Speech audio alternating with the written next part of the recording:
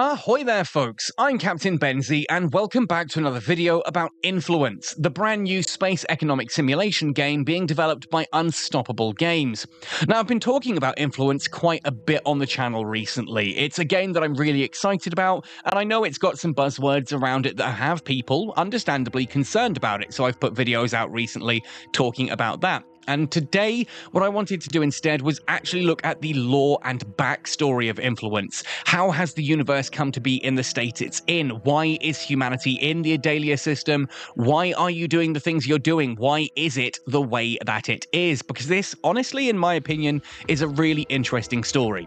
I've been talking a lot with Korovac, who is one of the writers for Influence, about the backstory and the lore, and today I want to present the opening segment of the game to you all. Now, if you do like the sound of this, if this backstory interests you and you're keen to find out more about Influence, I will put a link to the playlist of videos about it in the description down below and at the end of the video as well. And if you do want to help support the channel, well, you know the usual ways, but just hit like and subscribe. Those are the best ways to just get started free of charge.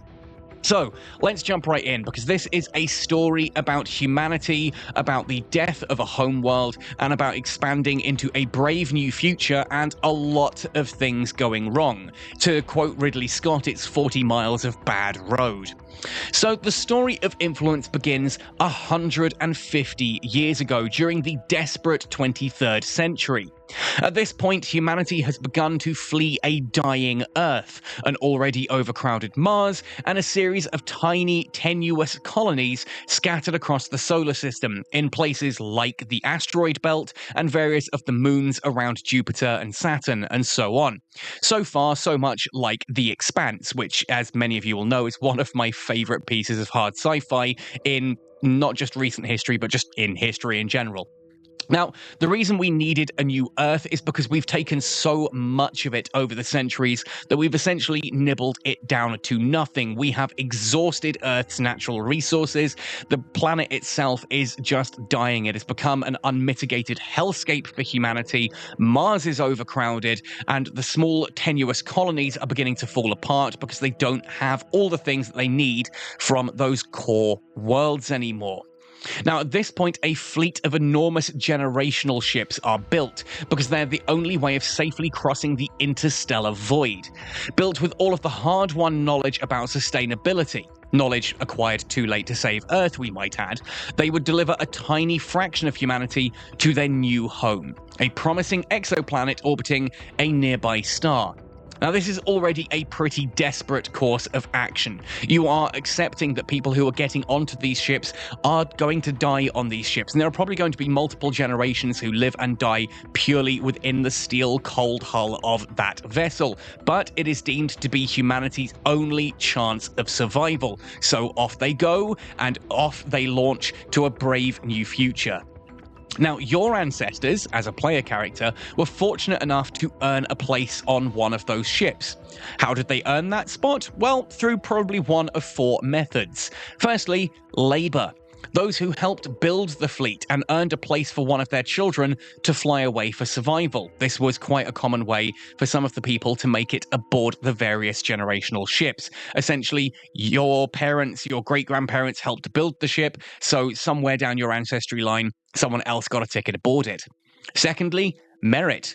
The mission requires exceptional minds who earned a spot in exchange for teaching the first generation on board the skills that would be needed for survival, whether that is survival upon the ship, as in like your engineers, your navigators and pilots, that kind of thing, or whether they're teaching how to set up the new colonies at the destination. Could be any of those, really. Basically, people who are able to educate and pass on that knowledge could earn a space aboard one of these generational vessels in order to help humanity survive. Third is wealth. Yep, even at the end of all things, money and power has intrinsic value. It's not glamorous, but hey, it is what it is. They simply bought their ticket. And this is why we talk about the likes of Elon Musk and Jeff Bezos. Oh yeah, that's why they're going to Mars, because they've got the money to escape. They can let this planet die and hopefully set up somewhere else. Turns out that's very much still a thing in Influence as well, and some people simply bought their way onto the ship. Whatever you feel about that is what it is, right? Now, the fourth and final way is sheer dint of luck. Hope you see, is a powerful force, and people will bet everything on long shots if there's nothing else for them to bank on. But for them, it may have worked out. They may have won a single place in the birth lotteries, essentially a lottery that would allow certain people without any of those skills of merit and wealth and labor to still find a way onto one of these generational vessels and to fly forth into humanity's hopefully glorious new future. Now, unfortunately, despite their sacrifice, knowledge, money, or sheer luck, they had the dubious blessing of earning a spot aboard the Arvard, which was one of these generational ships, and absolutely the unluckiest. She alone of all of them did not reach the planned destination, that habitable exoplanet 14 light years away. Stuff goes wrong. It does not go to plan for the Arvard. You see, on her way out of the solar system, the Arvard flew past a previously unknown Oort cloud object at close enough range to cause an unintentional gravity slingshot, which knocked her onto a new, unplanned trajectory. The intended destination, it was calculated, could no longer be reached. Cold, mathematical truth made it an impossibility. The generational ship simply was built to do a specific journey, give or take a few minor considerations. This was not a minor consideration. This was, for all intents and purposes, an absolute catastrophe. The ship is so far off course that it does not have enough fuel, oxygen, resources, whatever it is. It is not capable of returning to that course and making it back to its original destination. Instead, the best hope for survival was considered to be an unexplored star system, 15 light years from Sol, that was known to have at least 3 exoplanets, and the possibility of more. It wasn't a particularly well-studied sector. After all, humanity had basically said this habitable exoplanet 14 light years away, that's what we're aiming for, that's where we're going. The rest became sort of unnecessary side details. And unfortunately, that's the only option for the Arvard. It's a gamble, for sure, but absolutely better than the certainty of just drifting in the cold interstellar void until the ship's fusion reactor ran cold and the life support failed. Genuinely, if you've got a shot in the dark and your alternative is oblivion, you take the shot, no matter how desperate, right? This unexplored system was then renamed to Adalia. That is the system that you as players of Influence are in. It is where you have reached. So kind of spoiler alert, humanity does reach Adalia, but it's not all plain sailing. You see, time passed and all of the original pioneers on the voyage eventually passed away. They died old and comfortable aboard the Arvard with the knowledge that their descendants would have a future of sorts. It's unclear as to what that future would be at this point in time, how successful it would be, but at least there was something better than just drifting endlessly into space and dying aboard the ship. Far better than the fate of all those left behind on Earth, for certain, or on the barren and crowded surface of Mars, or any of the other tiny footholds in the solar system beginning to crumble under their own weight. In time, that first generation born aboard the Arvard also all passed away, having lived their entire lives inside the ship during the long voyage. Born under a steel sky, dying under a steel sky. But again, with that knowledge that the skills that they're passing down to the next generation are going to eventually pass down to folks who get their feet on the ground in the Adalia system. Or so they hoped, at least. Then, finally, further down the line, you were born. You see, as a player, you were a member of one of these later generations. You could expect to see the journey through to its end, its final destination, because Adalia was getting closer now, as the Arvard slowly began to complete the breaking burn started 6.5 decades ago. The voyage and the generations spent aboard has affected the families and individuals on it in different ways, as perhaps you could expect that it would. You're born into a ship, you know you're going to die on that ship. You're just there purely to pass what knowledge you have down to those below and make sure that the ship itself is comfortable enough for them to survive the long and arduous journey. That is your reason for being if you know you are not going to be one of that final generation. And that does naturally change a person. And ultimately, that has given a rise to sort of almost factionists within the Arvard.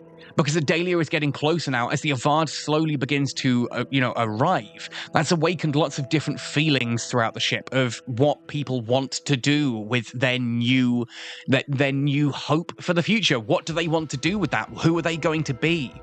What kind of society do they want to build? Now, the voyage ultimately does come to an end, but it is not a happy ending. On arriving into the Adalia system, they discover that all of the planets are completely uninhabitable.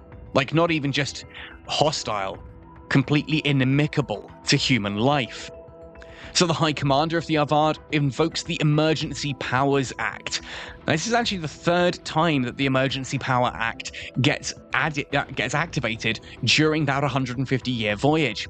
The first of which was, of course, getting knocked off course. And naturally, at that point, the Emergency Powers Act is put into position whilst they decide what they're going to do with this newfound situation.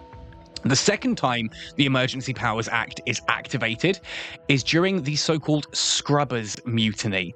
And this is something I'd love to learn more of in regards to the history of influence, what that actually means, because I dare say that's going to have had an effect on the crew somewhere, right? That's going to come down the line somewhere in the future, mark my words. Now, she overrides all of the unproductive debate about which of the planets is the least worst, quote-unquote, and unilaterally declares that instead, they will settle the asteroid belt. She then puts the Avad into orbit over Adalia Prime and disassembles the Avad to make the initial colony in the asteroid belt, Arcos. Finally, the High Commander declares the emergency is over and then relinquishes her power, stepping down as High Commander. Shortly after, the capital colony of Arcos and two other smaller ones are completed in the asteroid belt. And this is where the game begins. This is where you, as a player, start out in the Adalia system. You are fresh off the ships. You might have been living on the colonies for a brief bit of time. Heck, you may have even been helping to build and construct those colonies, depending on what kind of path you've gone down. But now is the time for humanity to get a foothold in the Adalia system or die trying. You've got all of these factions that have come from the life on the ship. You've got all of this experience that has been taught to you through various different academies from your time aboard the Avad. But now it's time to put it into practice. It is time to build the society that you want to build. It is time to carve a name into the stars themselves. This isn't the end for humanity. Most of humanity has moved on to the original destination, but not the Avad. The Avad has set up a new secondary foothold, completely unintentionally for humanity, and it's up to you to decide what that means. Where do you go from here? What kind of story do you want to tell? And what kind of history do you want to write? And honestly, that's what excites me so much about Influence. This is complete player control. The story is there, and there is so much more to grow with it. I've talked at length about how the NFT aspect of the crew genuinely excites me because it means that your crew who you hire to your ship, they gain stories, they gain experience during their time with you. And those stories, if those crew leave your ship and are passed on to someone else picks up that crew member and takes them off on their own journey, those stories go with them. You're not just writing your own history, you're writing a collective history of this new system, this new foothold, of this new future for humanity. So with that, I ask the question, what are you going to write? What does your future look like? What story are you going to tell in the Adalia system? And that's why I'm excited about Influence. Anyway, folks, if you enjoyed this at all, lore videos are not something I'm particularly used to doing. I'd love to hear your thoughts and opinions in the comment section down below. If you want to support the channel, consider becoming a member of the channel. Channel memberships start at £2 a month, go up to £5 a month. You can get things like exclusive loyalty badges, access to videos ahead of time, members-only polls, that kind of thing. I've got merchandise linked below the video, and of course, my usual channels of Patreon and my PayPal tip jar if you just want to support in those ways. You can even just say thanks by clicking the super thanks button below the video, and that all really helps me keep doing what I'm doing. Anyway, folks, thank you for watching this one right the way through to the end. I hope you've enjoyed listening to this as much as I've enjoyed making it. Happy sailing, and see you in the Adalia system.